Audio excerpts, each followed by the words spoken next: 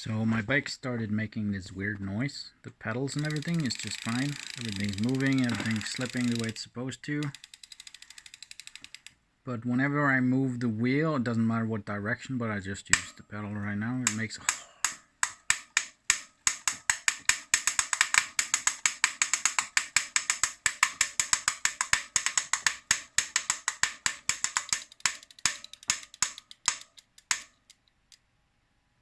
I have no idea what's doing this. Please help me.